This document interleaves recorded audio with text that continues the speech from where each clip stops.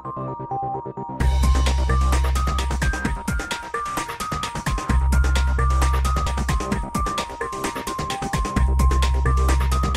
nanotechnology opportunity for Ireland, how big of an opportunity is it for the country? Well, it's hard to put a size to it, John, but I think the fact that nanotechnology is going to impact just about everything, every piece of thing that we make, be it something in electronics, in the medical field, in the pharmaceutical field. It's going to provide solutions in energy and health. So just about everything is going to be impacted by nanotechnology at some point. So you could say everything, 100%. That's a long way to go, of course, but it does have that potential to provide the kind of breakthroughs in all those areas. Alan, the Competence Centre that's based in Tyndall Institute, what kind of an edge will this give Ireland in terms of its nanotech aspirations? Sure. I think the Competence Centre came about in concept a few years ago, about 3 years ago, when the IDA and Enterprise Ireland were looking at different ways or better ways for industry to interact with the research community. And it was accepted at the time that there was a growing expertise base developing in the universities, largely out of SFI funding. And that expertise base was growing and growing and developing world recognition. But the local industrial community wasn't aware of its existence, or at least had a very minimal awareness. So the agencies went to industry and said, how would you like the interaction to work? And they surveyed quite a number of companies, multinationals and SMEs. And the output of that process was the Competence Centre idea. And the difference with the Competence Centres is that whereas traditionally research clusters are led by academics with some input from industry, the Competence Centres are led by industry. So as director, I report to an industry steering board, not to an academic steering board. And that means that the industry-led ethos permeates throughout the centre. Can you tell me what kind of work you guys are working on at the moment? I mean, everyone thinks of nanotechnology as tiny little computers, but it stems across a lot of areas. It's biopharmaceuticals, it's electronics, it's a lot of different things. But what kind of exciting projects are you working on in the Competence Centre? Yeah, that's a very good point. One of the challenges that nanotech faces is that, in a large part, agencies are asked to fund nanotech projects, and 99.9% of the time, a successful nanotech project will deliver a product which has no obvious link to nanotechnology because it's buried within the product. So, for example, the iPod is a classic example where you have very thin coatings on the screen to stop it scratching, to stop it marking, to improve the clarity.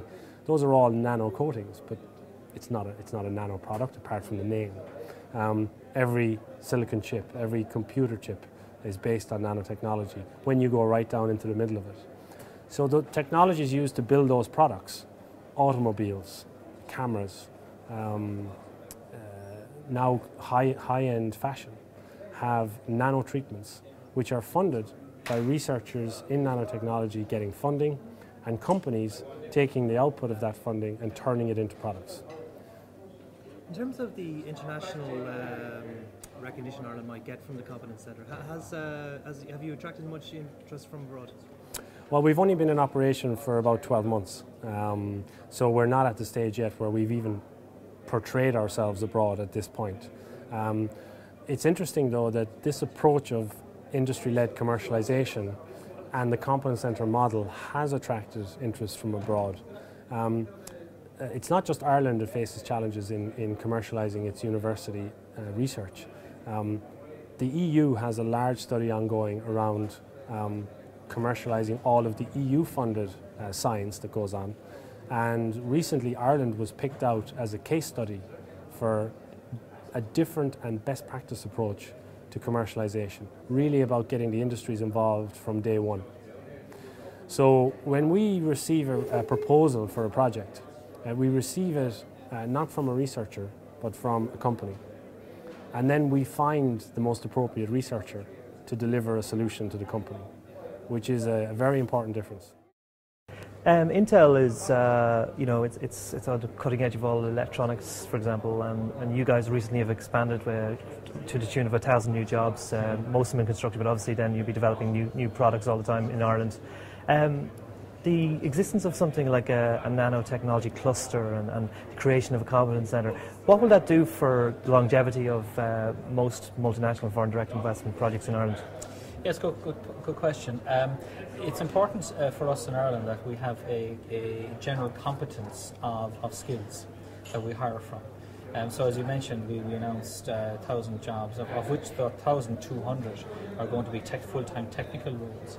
And those technical roles that we need to draw from people who have nanoscience skills, because of course we're working at leading edge nanotechnology at Intel and have been for many years.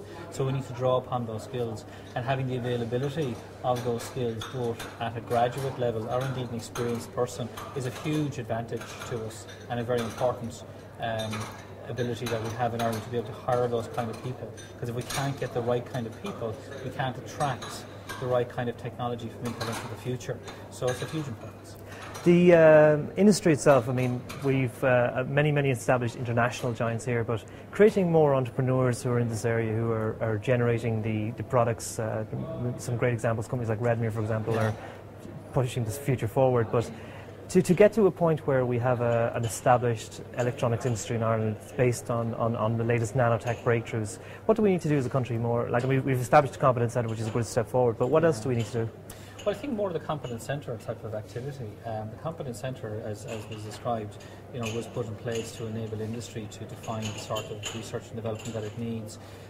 So really, it's getting more people involved in the competence centre type of model, and being able to try to draw the research from the academics into an environment whereby it can be used and deployed to make useful products and services. So really it's just people getting involved. The competence is there, the expertise is in the country, we've made the investment in the science, and now really it's down to small companies, big companies to get involved in places like the Competence Centre to make a difference.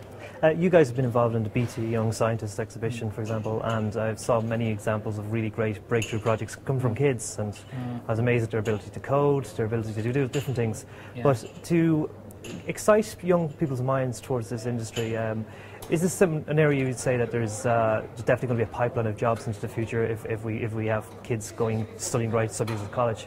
Well, yeah, but like I said, just said, that, we've just announced 200 jobs in this area, and we're one of many companies who are hiring in Ireland. I know the medical people are hiring, I know the pharmaceuticals are hiring, so people are hiring into the high-skilled jobs. For people considering the role, there is now great education in Ireland, not just at undergraduate level, places like Trinity who are offering a nanoscience degree now, but also in postgraduate level. I mean, some of the postgraduate work going on in Ireland is second to none in my mind.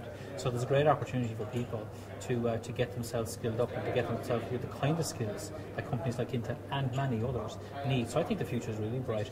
I would just hope that we'll see more people, more young people choosing science, all the way down to the primary schools actually, them getting involved in science as well, because it's at that age that kids start developing their interests, and that people will see that there is a very bright future in the kind of darkness that we live in today. There's a fantastic future for technologists and scientists in this country. I really believe that. And if you look at the range of companies that have been successful in Ireland over the last 20 years, Intel, IBM, Hewlett-Packards and others, those companies continue to be successful and are growing in this country. So the future is very bright.